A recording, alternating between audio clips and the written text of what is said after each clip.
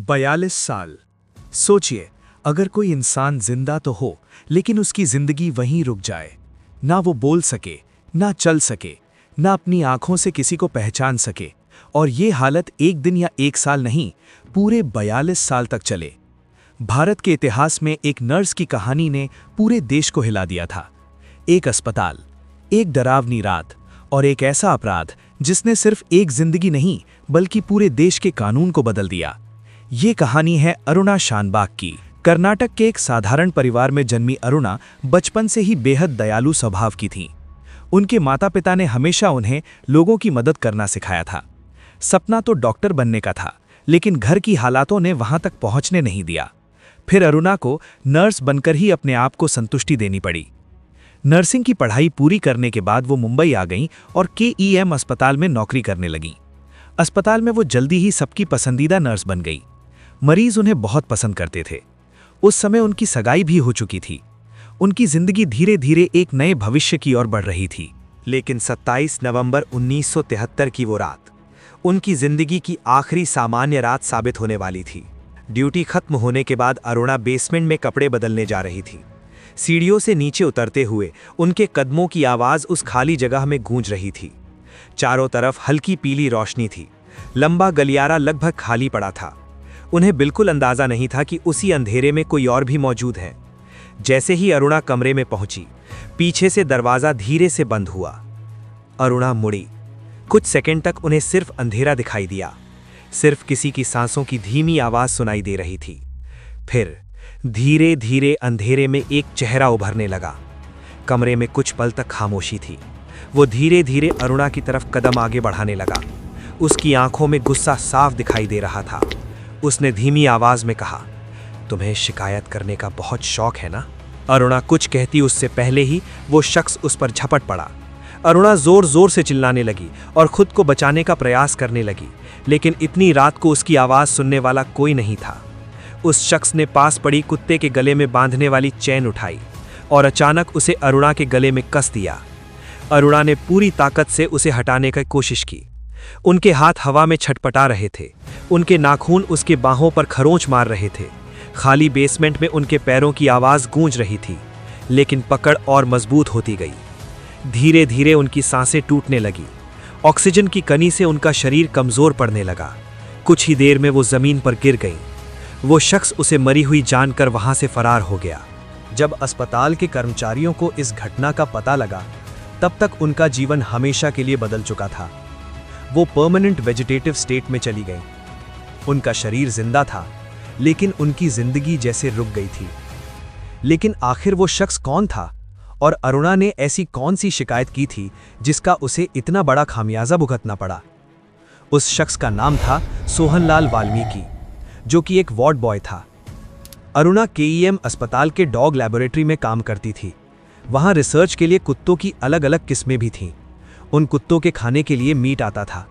Ward boy Sohanlal उस meet की चोरी करता था और उसे बेच देता था। एक दिन अरुणा को इस बात का पता चला तो उसका सोहनलाल से झगड़ा हो गया।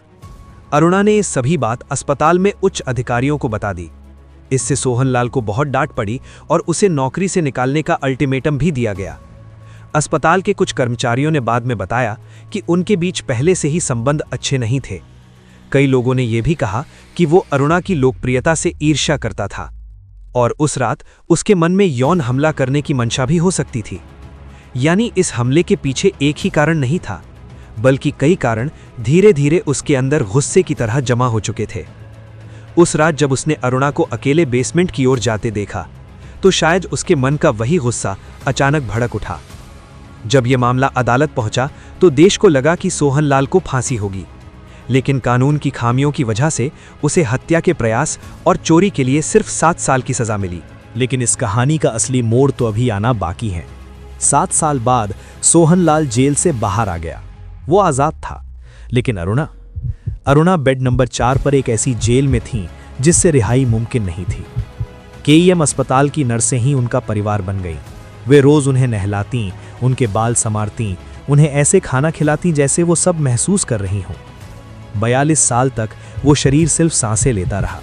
लेकिन अरुणा की कहानी में असली ट्विस्ट तो अब आने वाला है। 2011 में लगभग 38 साल बाद अरुणा शानबाग का मामला भारत के सुप्रीम कोर्ट तक पहुंचा।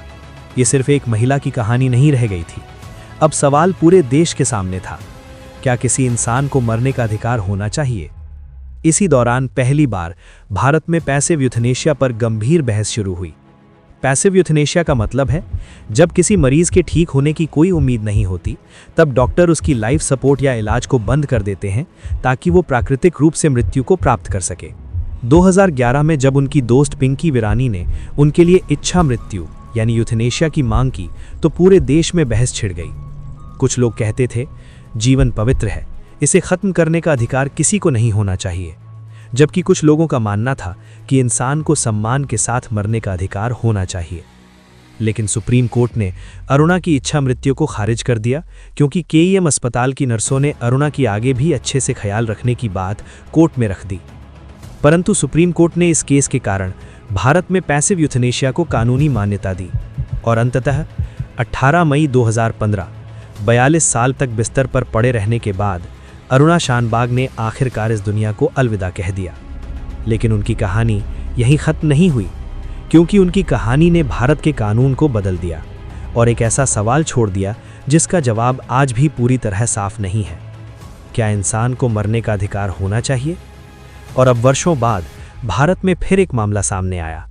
गाजियाबाद के हरीश राणा, जो करीब 13 साल से वेजिटेटिव स्टेट में थे, मार्च 2026 में सुप्रीम कोर्ट ने अरुणा शानबाग केस में बनाए गए नियमों के आधार पर उनके लिए पैसिव यूथनेशिया की अनुमति दी। ये भारत में उन गाइडलाइंस के तहत पहला वास्तविक मामला माना गया। यानी अरुणा की कहानी खत्म हो गई, लेकिन उसका असर आज भी जारी है। आज फिर वही सवाल खड़ा है। सोहन लाल आज़ाद घूम रहा है, शायद कहीं बूढ़ा हो गया होगा, लेकिन अरुणा के वे 42 साल किसने चुराए? क्या हमारा कानून आज भी इतना मजबूत है कि किसी दूसरी अरुणा को इस खामोश मौत से बचा सके? आपको क्या लगता है, क्या इंसान को अपनी मर्जी से सम्मान के साथ मरने का हक होना चाहिए?